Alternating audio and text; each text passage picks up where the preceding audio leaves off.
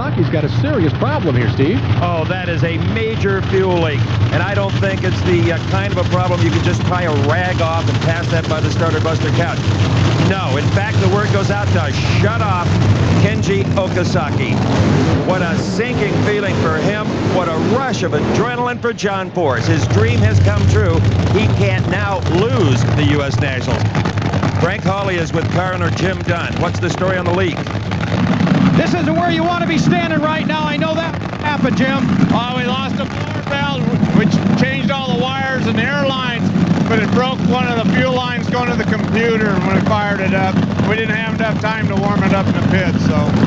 You guys got nothing to be embarrassed about. You did a great job today. Thank you very much. So here's John Force finally going to realize his lifelong dream to win the U.S. Nationals, but is it going to be anticlimactic for him? There is nothing anticlimactic with John Force. You heard earlier his affection for the fans. He knows all these people wanted to see a two-car race, so he is going to give them the most spectacular one-car race that he possibly can. That was Austin Coyle, the brake sign there with his hands. That tells Force that he has a single run. There'll be no pressure staging. He could sit there and wait 4 or 5 seconds or all day after the green light comes on. He could, oh, and there is Kenji Okasaki coming up to watch John Force make a single run. You're with him. The final lap of the U.S. Nationals for John Force. Oh, my. Oh, look at the flames. John Force, track record, low elapsed time of the event. Kenji Okasaki would have faced a 5:10, and he gives Force an ovation. And what a nice moment right here. The starter buster couch who made the decision to shut him off, they embrace. Frank? Any way you can get him, Austin, but you did it in grand performance, low ET. Well, we knew the conditions were going to be better here for the final. We had to make a little motor change, no big deal for us, and you know, we proved what we could do. It's a shame that Dunn couldn't give us a run in that round, but I suppose the outcome wouldn't have been much different. We have one race left, the final in Top Fuel. This is Doug Herbert facing Pat Austin. Now, 2 years ago, Austin lost the race at this point when he popped the blower, but not this year. Here's Steve with a man who has realized his dream. The biggest payday of your life. Only in America can you make 110 grand in one day in an Oldsmobile. Wax Shop, Dorman, Castro GTX, all our people, Framon Light, Maury, Krager, Goodyear. America. America. Fantastic, John.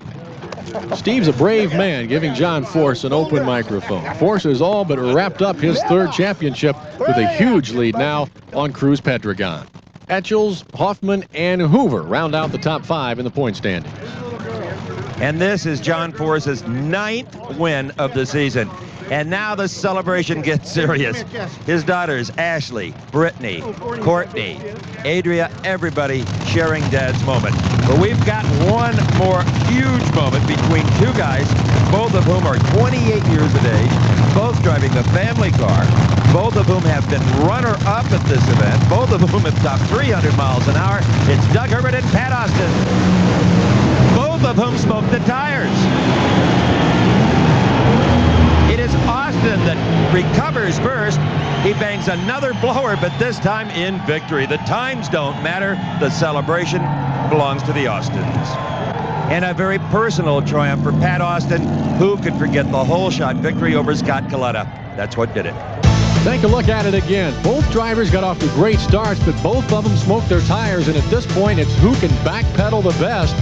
And it's Pat Austin who gets enough traction, gunning it a couple of times to get across the finish line. It's a strange race, but it's the first win this year for Pat Austin, his first U.S. Nationals title in Top Fuel. Pat Austin wins the U.S. Nationals in strange fashion. Here's Steve with the winner.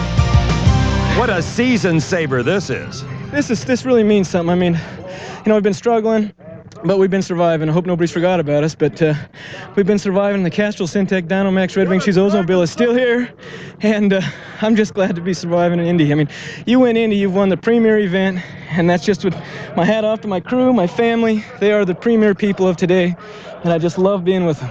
Thank you very much. Brian? Congratulations to Pat Austin and that family. What a huge win today at Indianapolis Raceway Park. Here's a look at the top fuel point standings after 14 races. Kenny Bernstein wasn't able to gain much ground after Eddie Hill loses in the first round. And by the way, Austin is now 12th in points. That'll do it for us here at the U.S. Nationals. For Steve Evans and Frank Hawley, I'm Brian Hammond. So long from Indianapolis.